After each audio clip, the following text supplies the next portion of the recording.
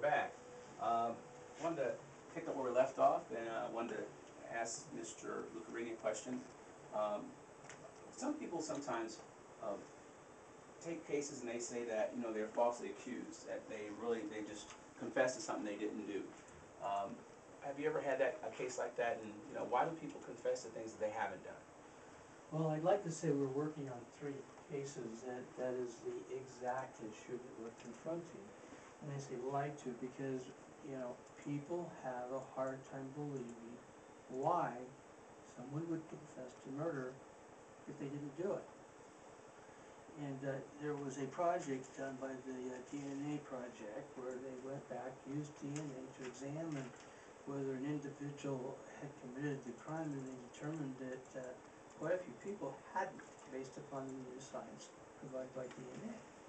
In that project, 80% of the people who they were found innocent by virtue of DNA also had confessed to killing in the crime or committing a sexual assault.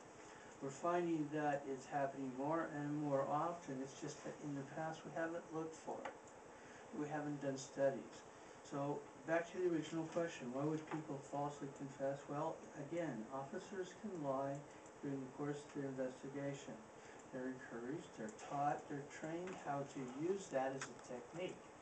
So during the interview between the officer and the individual, the officer tells the individual, well, we've got an eyewitness, we've got your DNA, we've got a motive for you, we've heard you make a confession, on and on and on. The person knows that's not true, but the person also knows that if that's what they have, they're spending a lot of time in prison. And so they weigh the benefits, pros and cons. Is it to my advantage to testify and to testify as to, or to make the confession and make a confession as the cops would like me to.